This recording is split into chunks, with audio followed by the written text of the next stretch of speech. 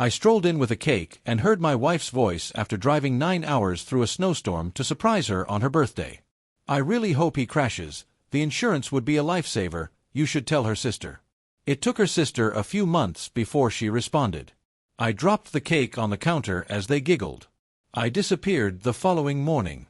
After 3 weeks, she came to deeply regret all of her words. My wife Abigail and I have been wed for 7 years. She is 31 years old and I am 33 years old. The classic tale goes like this. 2 high school sweethearts split up to attend different universities, but ended up reuniting at the wedding of a mutual acquaintance. In my mind, at least. Lately, things haven't been going well. It all started around 6 months ago when Abigail started spending more time with her sister Mia and this new circle of friends. Friends who appear to drive expensive cars and go on extravagant vacations, and Abigail began to withdraw emotionally. No judgment here, merely taking note.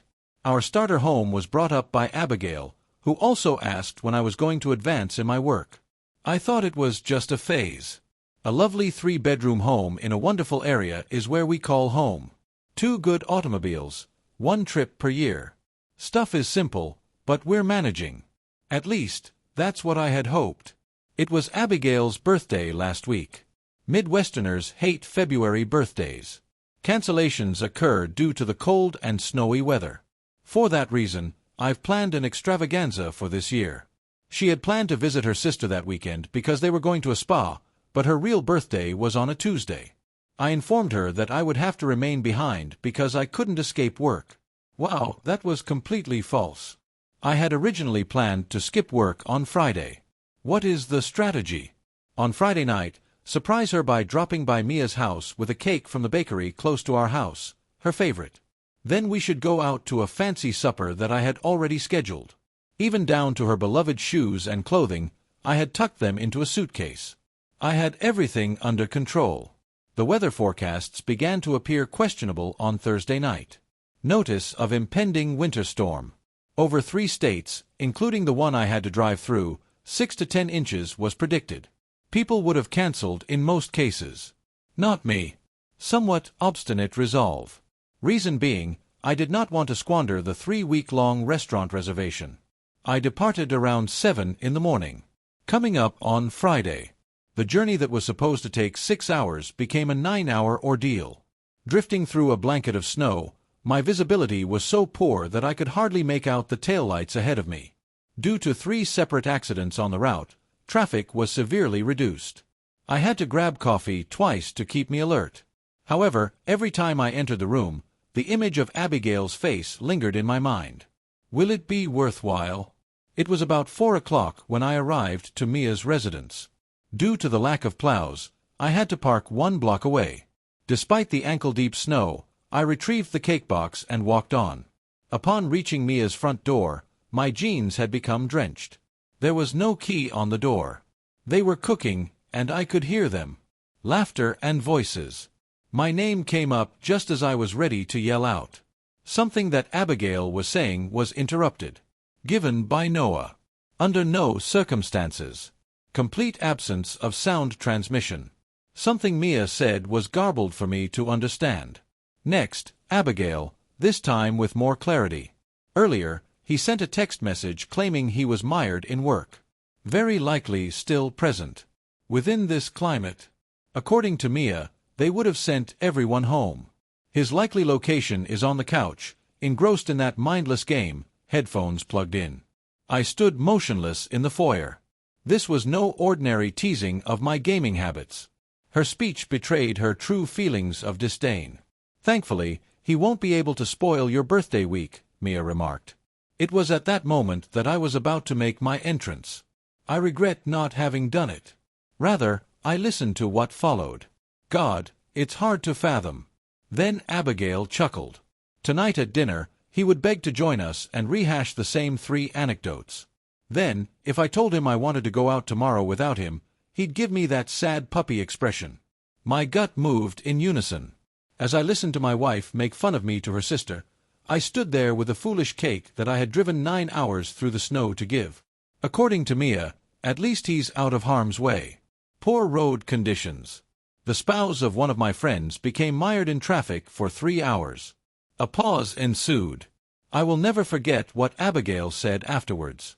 Hopefully he has a crash, God. I could benefit from the insurance.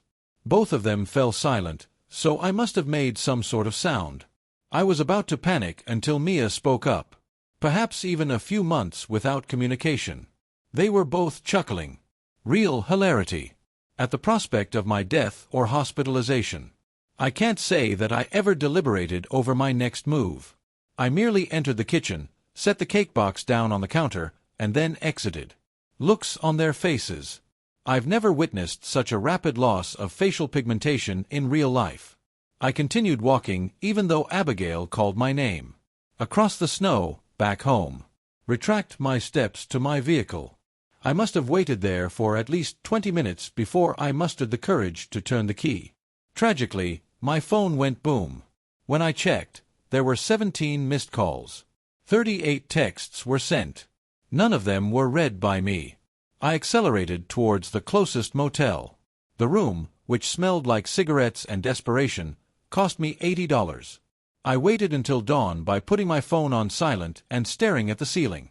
I had 63 SMS and 29 missed calls when I finally turned on my phone again. I skipped over them. Got a text message from my pal Theodore. There was an incident with Abigail. Looking for a spot to spend a couple of days. Just now, Theo responded, being the MVP that he is. Unlocked doors. I have beer in the fridge. On her birthday, I surprised my wife Abigail at her sister Mia's place after driving 9 hours through a snowstorm. Heard Abigail express her desire for me to crash in order to collect the insurance money from Mia. Removed the cake from the counter and proceeded to leave. I had spent the past 3 days at my friend Theodore's house. As I take care of my financial matters, I disregard her calls and SMS. When things progressed, many of you wanted an update. Here we are, then. My previous post was 7 days ago. It has been 10 days since I first heard those words, and they continue to reverberate like a terrible TikTok sound in my mind. They claim that wrath subsides. That's the gist of the self-help podcasts that Theodore has been listening to while he cooks. If you can control your anger, you'll be able to make better choices when it passes. That component is still missing. I awoke last Wednesday, the 4th day of silence, with a strategy. Doubtful strategy. Poor choice of words. Still, a strategy that seemed appropriate at the time. I held out till 9:30 in the morning. Under the circumstances that I anticipated Abigail to be at her job. Afterwards, I returned home. Here at home. Accompanied by 3 empty bags and Theodore's pickup truck. When I departed, the house appeared identical to how it did when I arrived. Mug of coffee remains on the tabletop. The doorway was clogged with mail. However, something was off. From another country. As if I were entering a film set depicting my life instead of the real thing. First, I went to my bedroom. Everything I owned, with the exception of the items Abigail had chosen for me, was packed. Ignored them, which dangled from the closet rod like discarded cocoons. Figured out how to get my grandma's watch off the dresser. My notebooks that I kept on the shelf. Our picture collection on an external hard drive. Maybe petty. It was my fault. I had to pay for it. While at work, I turned off my gaming rig. Abandoned the desk. We made the purchase together. However, she did move into the chair. After she griped about the old one's squeaky wheels, I snapped it up. I also removed our marriage certificate from the filing cabinet after discovering it. Curious about the reason behind that. Feeling important was all. I took it one room at a time, leaving myself exposed throughout the house. The books I own. I have the records. I took my tools out of the garage. She was not a fan of the strange metal sculpture I purchased at the art expo. I spent 4 hours carefully removing myself from the scene. What I failed to capture. Everything we had bought when we were dating. The sofa we finally settled on following 3 weekends of searching. That same kitchen table, where countless dinners had been shared. Where we'd slept, quarreled, reconciled, and had passionate embraces. All of our framed pictures are still there. It seemed right that she could see my smiling face on every surface in the room. Nothing except a poignant reminder of the things she had discarded. I accomplished 3 things before I departed.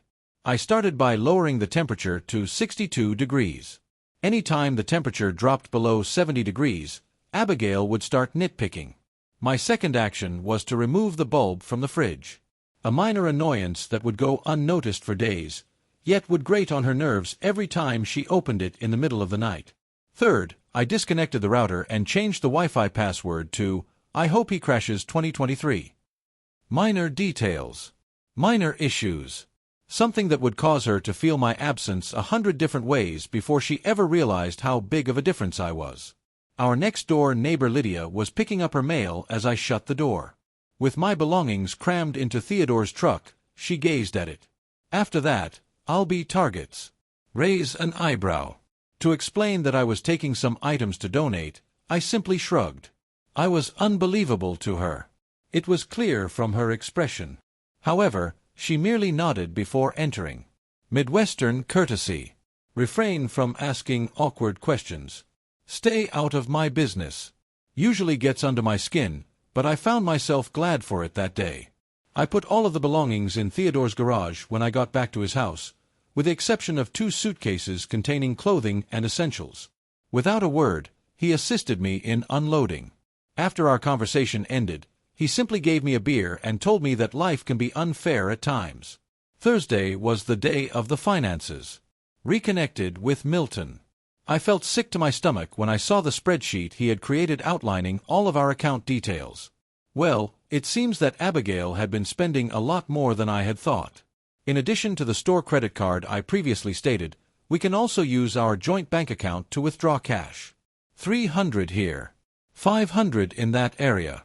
She spent more over $12,000 in the last year without showing me any relevant receipts or purchases. With Milton's assistance, I was able to compose a letter officially demanding a financial separation. Divorce papers? No. I am not ready just yet. A definitive declaration, however, that I would absolve her of any further financial obligations. Had it sent to her office via courier. Petty. Very possibly. Is it fruitful? Of course. I terminated the subscriptions and accounts that we had shared for streaming media. Reset the passwords for the cloud storage accounts where we saved critical files. Put all of my mail in a post office box. Minimal systematic harm to our interdependent lives. This past Friday, I took the time to check my various social media accounts. 17 messages via Facebook. 34 direct messages for Instagram. Twitter even alerted me when I was lying low. Persons wanting to know if I was all right. The fate of Abigail is being questioned by many. Those who choose sides before hearing all the facts. Just one thing was posted by me. While Abigail remained at Mia's, I drove the 9 hours back home, packed 3 suitcases full of clothing and necessities, retrieved my vital documents from our fireproof box, and headed to Theo's. Yes, that happened 3 days ago. Despite her best efforts, I still haven't had a conversation with Abigail. She has shown up at my place of employment yesterday, left voicemails varying from angry to emotional, and called from various numbers. I failed to appear. Stayed home sick. I changed all of my passwords, froze our shared credit cards, told my job I needed to work remotely for a week due to a family emergency, and went to the bank today to transfer half of our joint money into a new account in only my name. I feel like I'm free-falling within, but it's all so methodical. I can't stop thinking about those words. I would prefer it if he lost control and crashed. I could benefit from the insurance. No one ever says anything like that to the person they claim to love. Who takes pleasure in the idea of months of stillness for their partner? Worse even is the realization that I highly doubt this is her first such statement. I heard it for the first time. Friends of ours have begun contacting us. It seems like I'm getting ahead of myself because Abigail is claiming we had a misunderstanding. Timeless tactic for gaslighting. Whatever occurred, I'm confident you two can figure it out without me taking a side, a mutual friend texted. Nothing has come out of what I overheard. Even Theo doesn't have all the facts, but he hasn't tried to find out. The only thing he does is store food in the fridge and lets me be alone. Some of Abigail's texts were eventually read by me last night. They do what you'd expect them to do. Confusion. Tell me where you went. How come you departed? On the defensive. I was only joking. Nobody expected you to hear that. Anger. It's quite immature of you. Please answer the phone. Controlling the situation. You're on my mind. Just give me a heads up if you're all right. Potential dangers. I will contact the authorities to file a missing persons report if you do not return my call. Embrace your sadness. Your decision to harm me on the weekend of my birthday is unbelievable. A single sincere apologies. There was absolutely none recognition of how ridiculous her statement was. I decided to block her number after reading those. I still feel unprepared to speak to her. Who knows?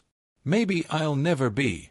A financial advisor named Milton came highly recommended by a coworker, and I met with him today. Took 2 hours to go over our budget. Discovered some intriguing details.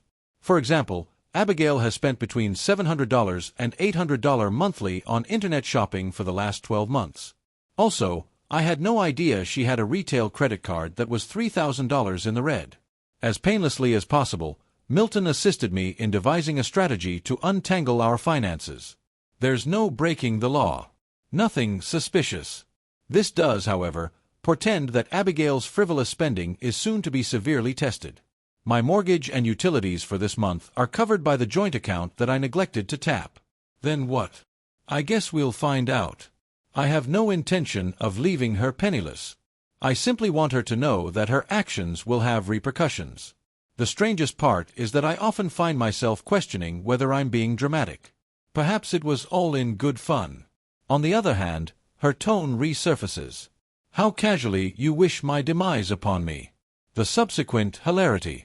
Additionally, I am aware that I am not. Even if it's just to seek closure, Theo thinks I should speak to her. Perhaps he is correct.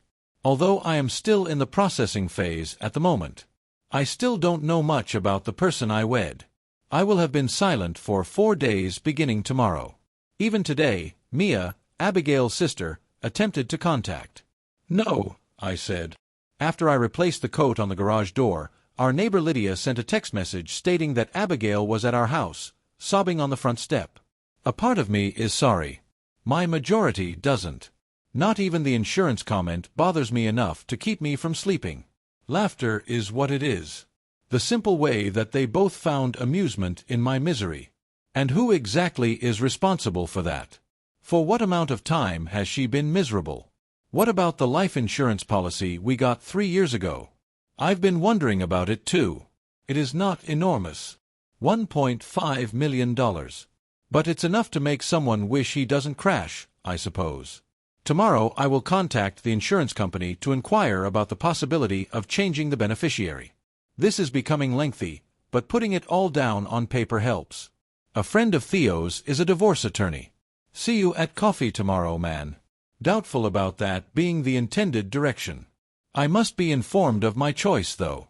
I am currently unsure about my next move, in case you were wondering. I have this overwhelming desire to vanish entirely. I would like to change my number.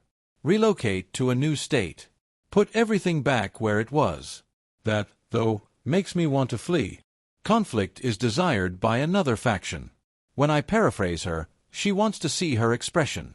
A small fraction of the pain I'm experiencing should be enough to make her smile. The emptiness in my chest, nevertheless, is the main thing I wish to disappear. When I close my eyes, I don't want to see her face anymore. I wish those words and sounds of laughter would just go away from my mind.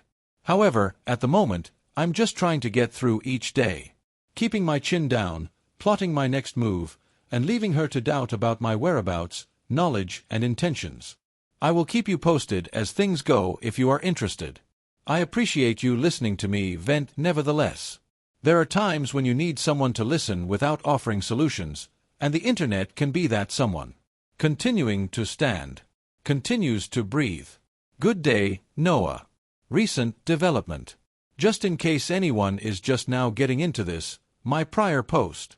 Pictured above is a kitchen counter laden with a partially consumed birthday cake.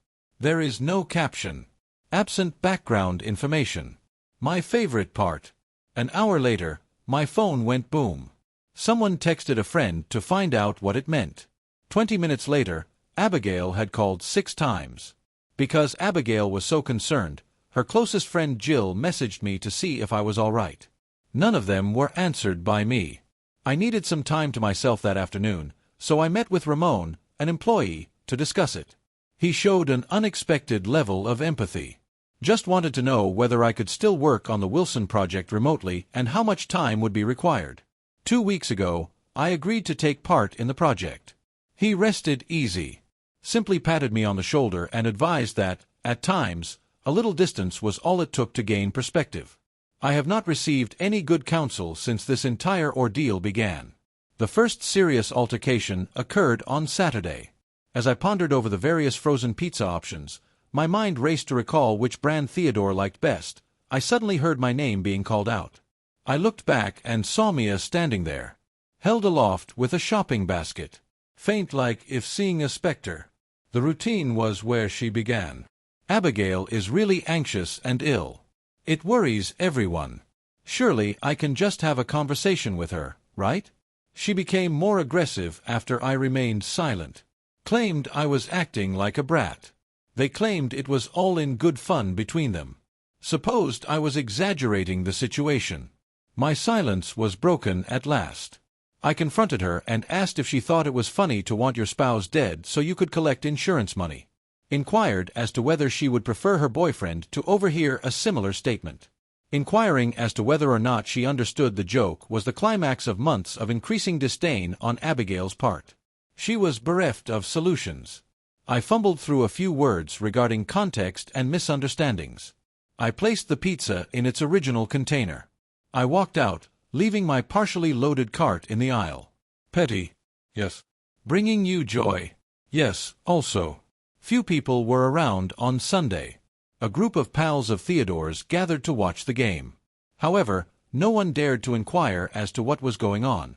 Whoever was making place on the couch just brought me a few beers. I nearly felt normal for 3 hours. And then came Monday. Along with it, the truth. I started my short leave from work. The house that Abigail and I had lived in for 5 years was empty on the other side of town. Also, she called me 15 times overnight, but I didn't pick up. At last, I decided to listen to one voicemail. Something was off with her voice. A little rough. Is it raw? I haven't been sleeping, she remarked. The house, she said, felt empty without me. Apparently, she was becoming increasingly alarmed by the increasing number of my lost belongings. They wanted to know if I was going to return to our marriage or if I was just going to disappear. She talks about our relationship as if it were a Tinder match and then you can simply walk away. Cemented an item.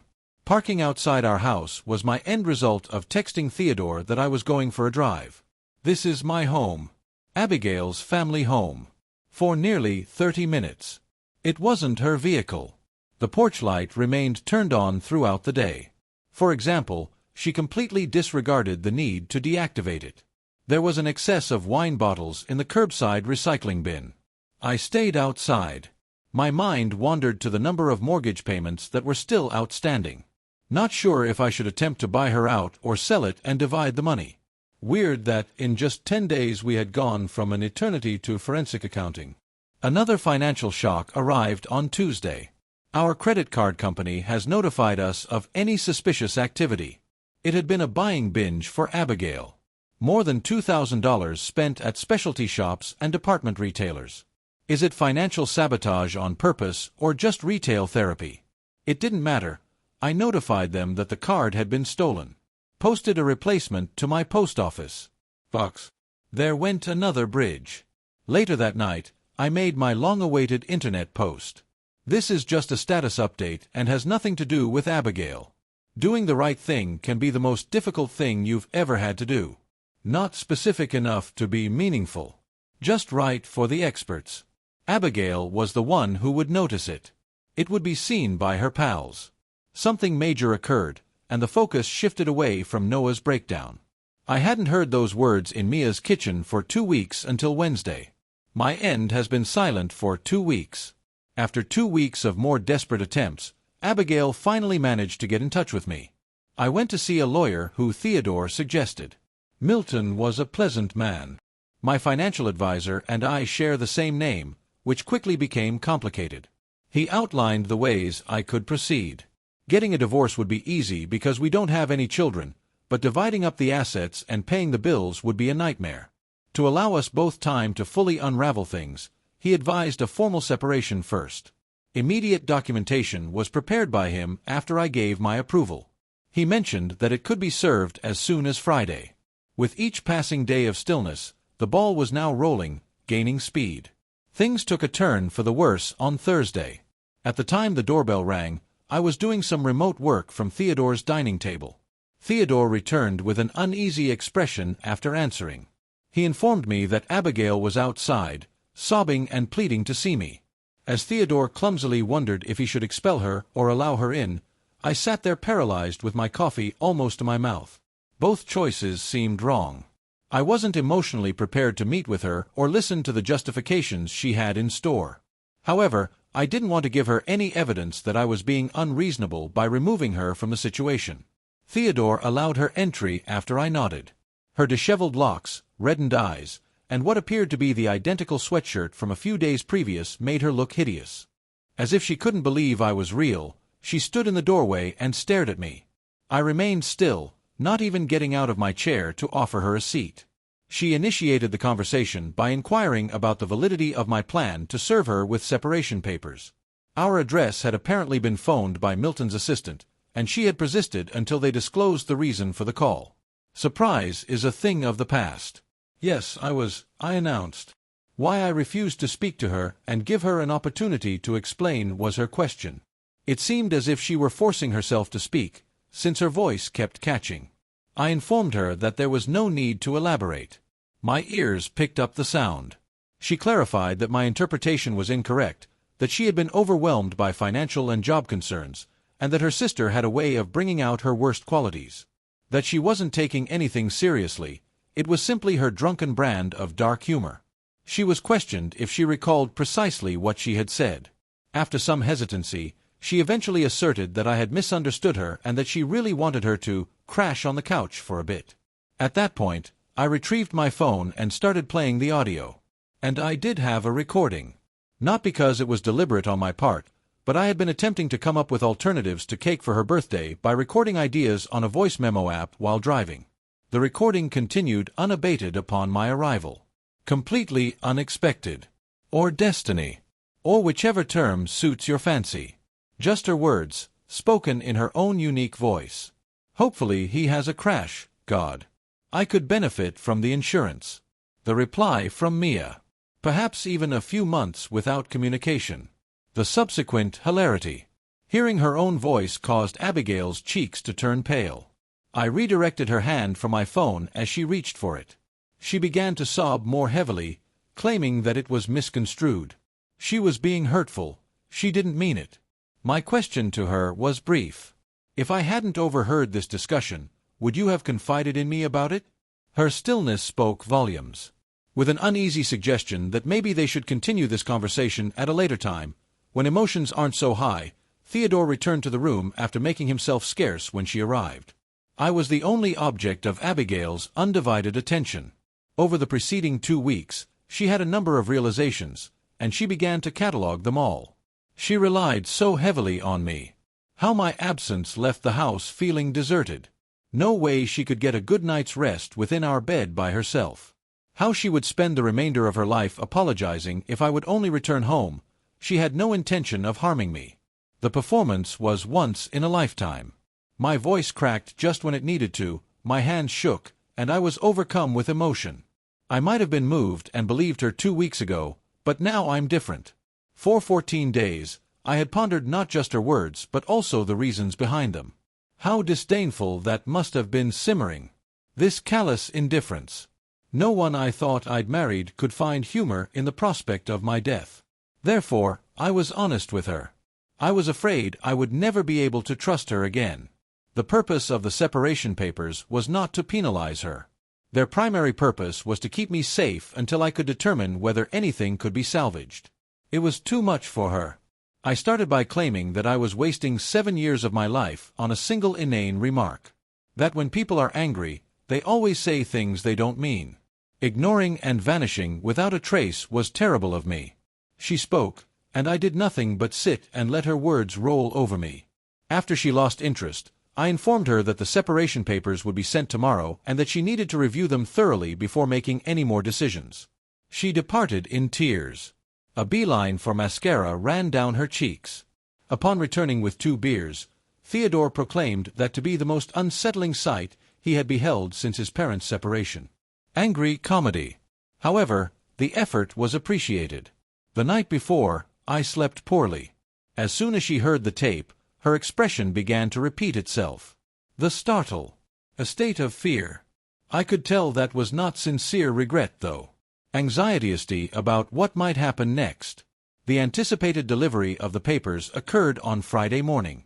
On Friday afternoon, Abigail's sister began vaguely discussing males who react too strongly and ruin marriages due to misunderstandings in her social media status updates.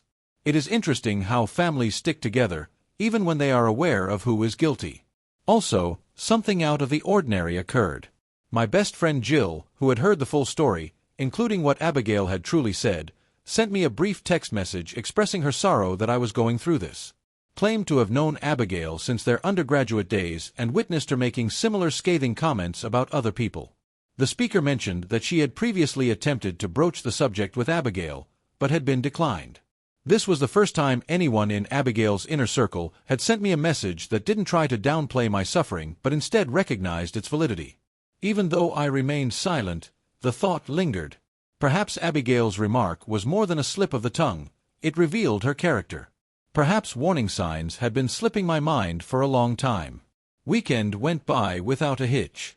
Since Theodore was out on a date, I was all by myself in the house.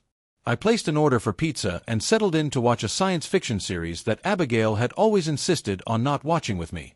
I tried to distract myself from the thought that in another life, in a different timeline, my wife and I would be enjoying our monthly pizza and movie night ritual.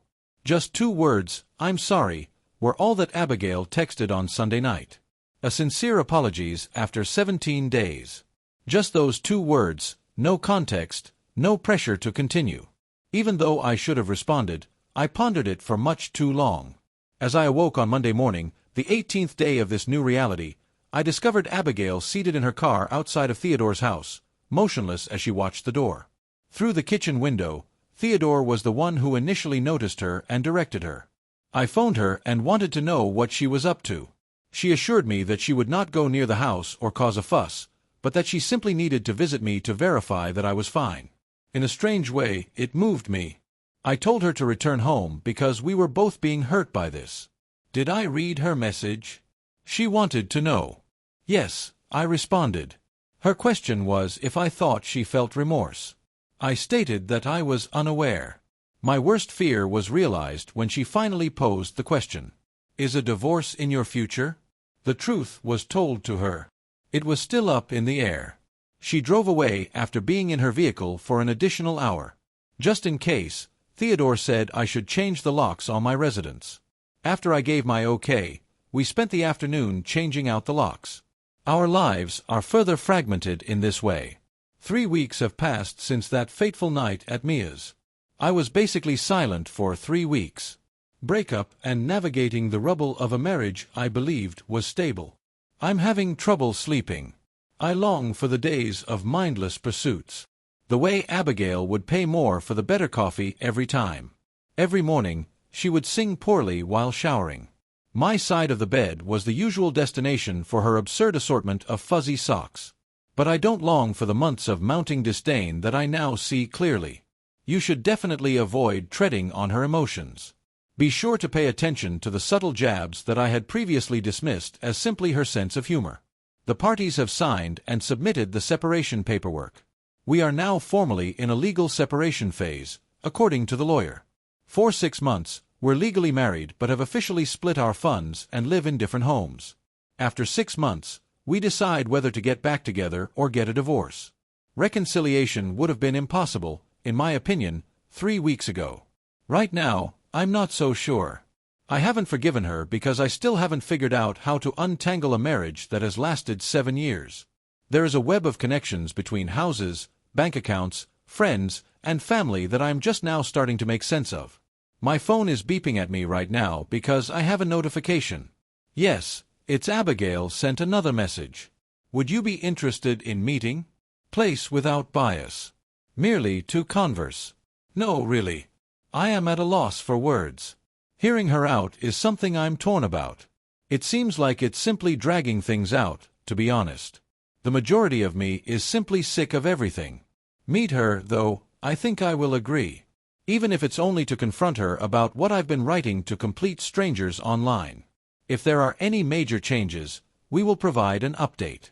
Even the strange suggestions about glitter and her shampoo bottle were appreciated in the last post. I like your unity, but some of you really need therapy. Continuing to stand. Continues to breathe. Good day, Noah. The last revision. I forgot about that cake on the counter 25 days ago. I've never wanted to be an adult, yet I've had to do more adulting in 25 days of solitude. Because, well, there are only so many ways to analyze a failed marriage before even the internet becomes tired. I expect this to be my final update. Please know how much I appreciate your direct messages and remarks. I even included the strange one. No, I disregarded the recommendation to place fish in our vehicle's air vents. What barbarians you are. Thus, the gathering in the coffee shop. Because I tend to be prompt due to nervousness, I arrived 15 minutes early. Framework in the downtown area. On a Thursday at 2 o'clock in the afternoon, there was just enough activity to make a background noise, but not enough for us to be overheard. A corner table was mine, and I wasted time waiting for my black coffee. Abigail was punctual to the minute. Not the customary 5 minutes late. Styled hair. Simple cosmetics. I had given her the blue sweater for Christmas last year, and she was wearing it. No doubt, all calculated decisions. When she took a seat, the first thing out of her mouth was not a greeting. Just 7 pounds had slipped her grasp since I departed. Leave that fact out as if it were supposed to have some significance. Get serious about losing weight as a relationship currency. Traditional Abigail action. I failed to notice it. I only inquired as to her meetup goals. Notes had been made by her. A yellow legal pad with actual handwritten notes on it. Because it was so surprising, I was on the verge of laughing. There was a gunshot aiming straight at this woman the whole time because she preferred death than making a grocery list. That was her initial argument. Sorry, she thought. I am very sorry for the words she spoke. She had no intention of being so harsh and careless. Having spent the entire afternoon drinking wine with Mia, she was upset about work and my absence from her birthday weekend, or so she believed. I hardly uttered a word. After that, I wanted to know why she had laughed. She reacted as if I had splashed water on her. Referred to it as uneasy laughter. Mia, they said, was a walking contradiction in terms. She justified it as an effort to appear hip and trendy around her sister. The second thing. Our connection had been taken for granted by her. The security I offered had made her feel at ease. The consistency. She had shifted her focus from my accomplishments to my failures, no longer praising anything I achieved. The third consideration. I had to get my act together after the previous 3 weeks. How much she needed me had finally dawned on her. But not merely monetarily. It included it. At least she told it as it was. However, on an emotional level. Claimed the house was creepingly silent.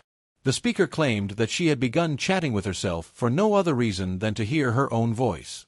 Point number 4. Her goal was to give couples counseling a go. I had previously discovered a person who excelled at mending broken trust. I had scheduled a first consultation for next week. Isn't it something I should think about? Sipping my iced coffee, I sat through it all, trying to read her expression for any trace of the lady who had so nonchalantly wanted my death. Was I acting, or did I really feel bad about it? It remained a mystery to me. After completing her planned statements, she set down the legal pad and finally looked me in the eyes. Requested to know my thoughts. Parallel universes were on my mind, I informed her. Regarding the fact that in an alternate reality, I encountered no snowstorm while driving. Her words went unheard. Would yet be content to be ignorant. Having a good night's sleep next to someone who would find humor in my demise. She broke down in tears. The wailing that came out of Theodore's living room was not dramatic. She continued to wipe away her silent tears as if they were an inconvenience. I outlined the conditions. Just the facts, please. No room for negotiation. Separation would go ahead as scheduled for the entire 6 months. Relocating back in at that period is not in my plans. I wasn't ruling out reconciliation just yet, but I also wasn't committing to couples therapy just yet. I need some space. All the while, she nodded. It was as if every word was a javelin that she was taking in. She merely wanted to know if I despised her once I was done. Most bizarrely, I chose not to. Do not continue. Hatred does not exist, just wrath, disappointment, and hurt. She heard me say that. It was as if her amazement was real. She went on to say that she had been convincing herself that she must despise her if she had been so distant. They said it would have been nearly worse if I hadn't. Why? Because it indicated that I had lost interest and so no longer felt anything substantial. It was hurtful. Reason being, it wasn't totally incorrect. After then, the discussion dipped. Concerning more mundane issues, like the house and bills, we decided to correspond via email. She would keep up with the mortgage payments. It also has her name. I would keep chipping in for the utilities. After 3 months of being apart, we would reevaluate. Just as we were about to depart, she paused. Then I asked if she could give me an embrace. It was me who declined. As if anticipating it, she gave a nod. She got everything she needed and left. For the next half an hour, I pondered the strangeness of conducting such a professional discussion with someone you've witnessed sobbing uncontrollably. Someone who has shielded your head from the effects of food poisoning. Someone who was familiar with all of your embarrassing bedtime stories. Condensed into 7 years' worth of information on a legal pad. After that, life persisted in its peculiar new pattern. By the end of the month, I had extended my arrangement to work remotely. With the addition of a good mattress topper and some artwork, Theodore's spare room stopped feeling like a makeshift retreat. I instituted habits. In the mornings, I go for a run, and then I work out 3 times a week. Making supper together with Theodore when our schedules were compatible. Unexpected dividends continued to accrue from the silent tactics. It seems like Abigail was actually reflecting with my minimal interference. A week subsequent to our coffee shop encounter, her sister Mia surprised me with an incredibly modest message. Claimed that for many years, she had been a negative influence on Abigail. As a perverted kind of sisterly connection, I'm encouraging her to be nasty, read, and brutally honest. Claimed she felt terrible about laughing that day. Didn't beg for pardon, she merely wanted me to know that she took responsibility. Rather than reply, I captured screenshots. Not to gain an advantage, but to ensure I wasn't going insane with my feelings of betrayal. In the meanwhile, I was surprised by how hard the financial pressure was hitting. Once again, Abigail's friend Jill contacted her. Apparently, Abigail was having a hard time making ends meet with just her paycheck. Quit going to the spa every month. She was expecting you'd return home soon, but she was hesitant to actually bring anyone in as a roommate to help pay the mortgage. I saw that they were trying to manipulate me by having a friend make me feel bad, but I refrained from falling for it. I expressed my gratitude to Jill for the news and encouraged Abigail to get in touch with my lawyer to talk about the finances. Something changed in Abigail's strategy around day 30. The tone of her communications shifted from passionate to pragmatic. She began to list some of her more costly garments and handbags on resale platforms. Sold her second vehicle, a convertible that she had insisted on purchasing last summer but had ultimately determined not to use. Added that she was thinking about enrolling in a few classes to boost her salary in an email. Observing their rapid maturation was like being a fly on the wall. Despite my resolute refusal to come to her aid, I couldn't help but feel proud of her. Something unexpected happened on day 35. A hefty envelope from Abigail was discovered when I checked the mail at my P.O. box. A USB drive, 10 pages, front and back, and a handwritten message were all contained within. In essence, the letter served as her account of our relationship's progression. Each and every significant event, whether positive and negative. The lakeside proposition. We had our first major argument over her expenditures. The third-year miscarriage that we avoided discussing adequately. The slow but steady change in her perspective of me, from collaborator to provider to challenger. It was far more frank than any of our previous discussions. Even though she always desired more, She finally confessed that she hated that I was happy with our life together. Recognized that her acquaintances were in deep debt trying to keep up appearances, yet she still admitted to comparing our lifestyle unfavorably to them. Although she insisted nothing physical occurred, she did confess to flirting with Jason, a coworker, last year. It would appear that she had her therapist's okay to store audio data from her treatment sessions on the USB device. I paid attention to just one. "I just can't take it anymore." As she spoke to an unknown person about our marriage, I overheard. Observing her sincere bewilderment as she attempted to clarify her statement on the insurance funds. It was way too close. Not cooked enough.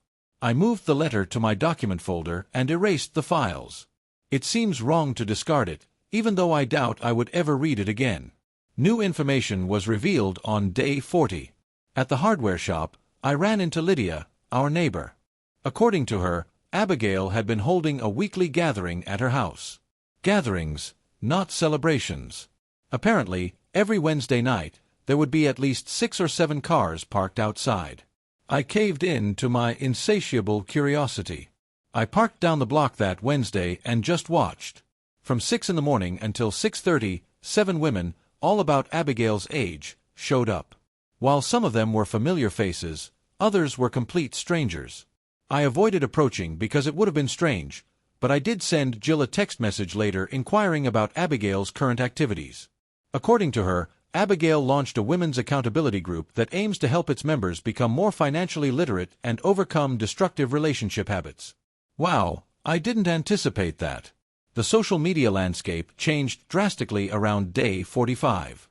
Mia, who had been unusually quiet about our predicament on social media, wrote a long status update in which she offered her support to my sister as she was awakening and asked for my assistance in identifying harmful behaviors. Her tag prompted Abigail to simply reply, "Love you, but this journey is mine to share when I'm ready." No other explanation was provided. Our common acquaintances took notice of this.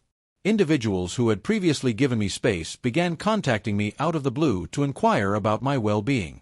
Assumptions swirled.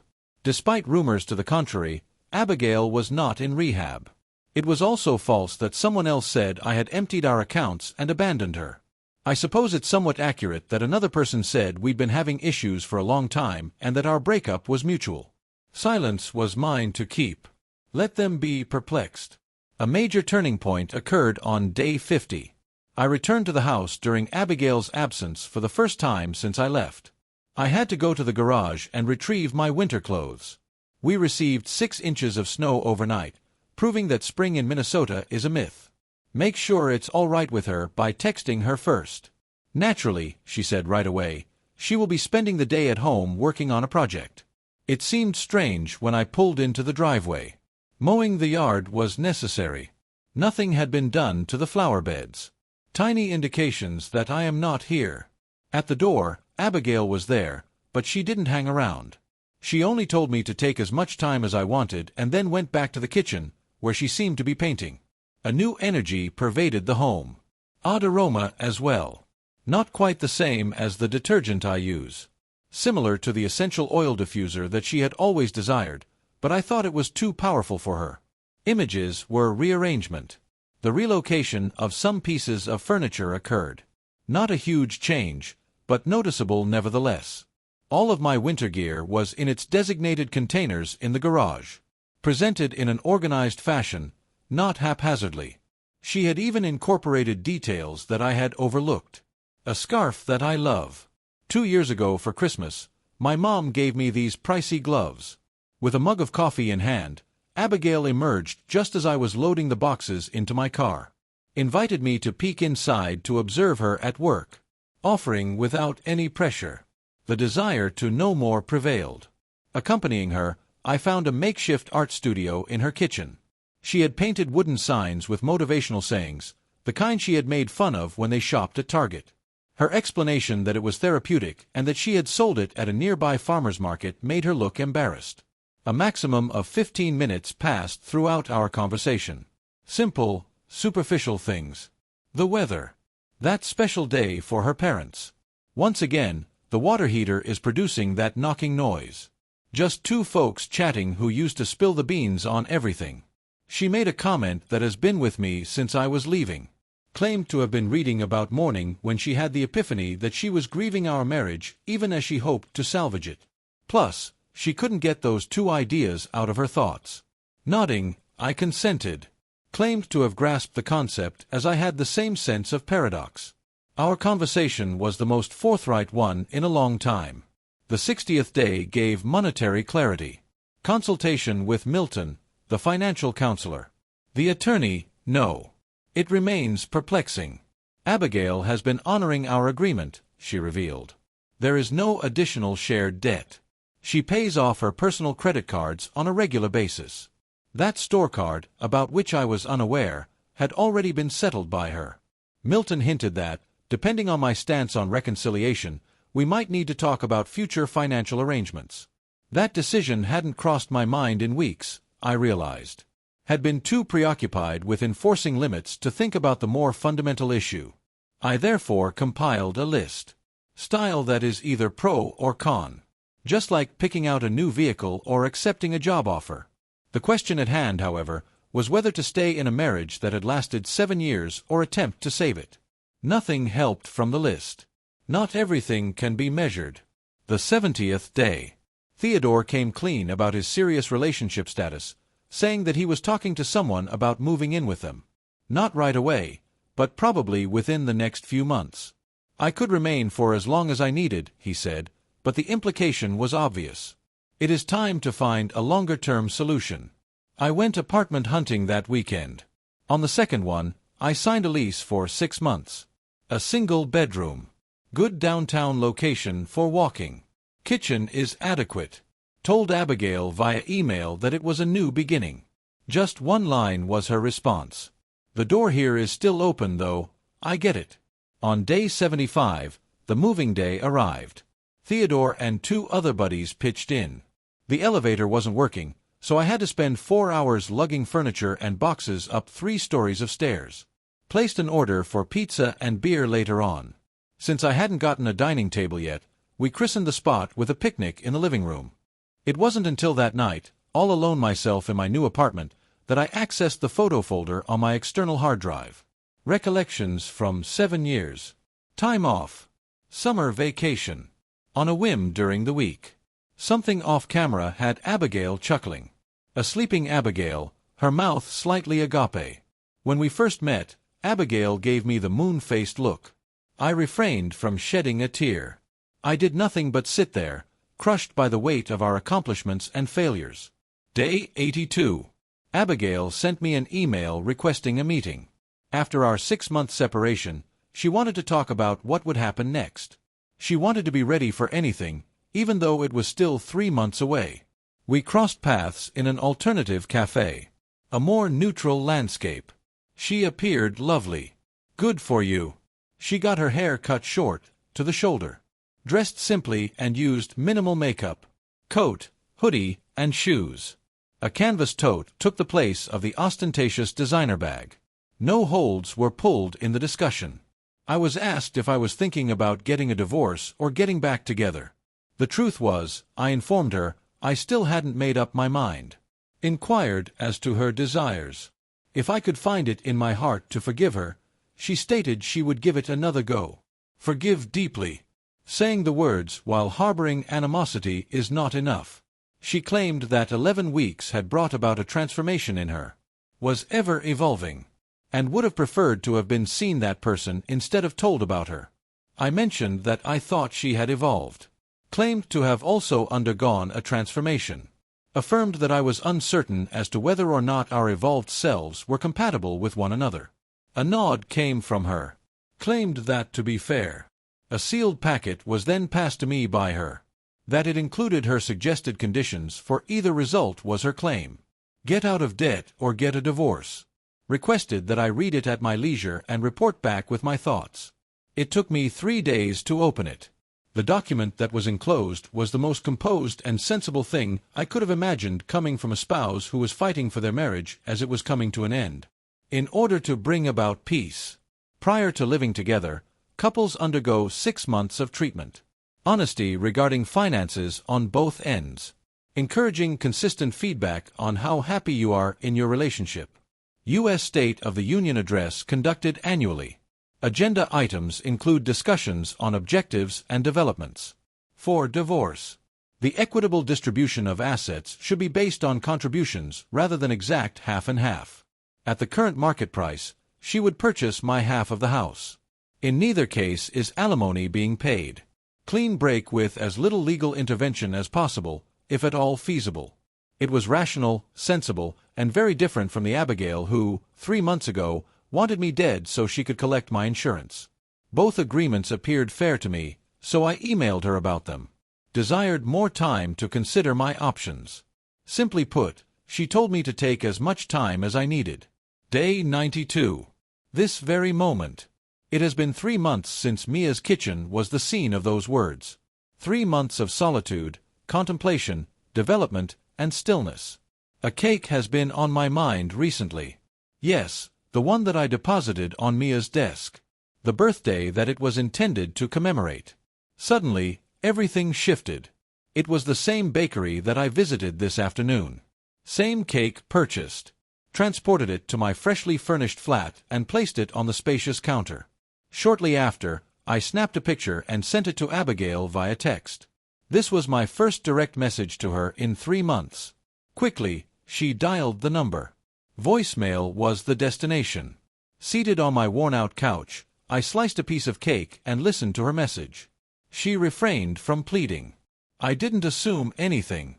She merely mentioned that she grasped the symbolism. She assured me that she would respect my decision. She complimented my resilience and strength during this ordeal. Rather than destroying, with honor. Reiterated her apologies. Offering the apologies regardless, not seeking forgiveness. In the morning, I will be meeting with my attorney. Not to initiate the divorce process just yet, but to talk about what comes next in either arena. In order to comprehend the true nature of reconciliation following an incident of this kind. I want to be sure about my decision. This cake will be completed tonight. On my own. Not because it's sad, but because some paths are best traveled alone. The future of my relationship with Abigail is uncertain. Her laceration was profound.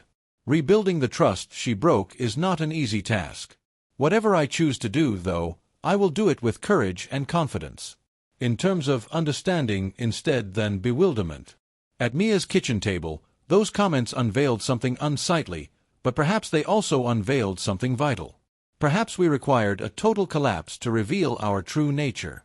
Perhaps it's best for broken things to remain broken. In any case, I'm content with the procedure. If he had wanted to keep Abigail warm, the man who dropped the cake on the counter 90 days ago would have lit himself on fire. This writer has finally realized his value. At least until I make up my mind, I will keep you posted, but for the time being, I'm going to sign off. People I've never met online, I appreciate you being a part of this adventure with me. Your guidance, encouragement, and, yes, occasionally, horrific suggestions for retaliation have served as an odd kind of therapy. Continuing to stand. Continues to breathe. Fortified compared to prior. Good day, Noah.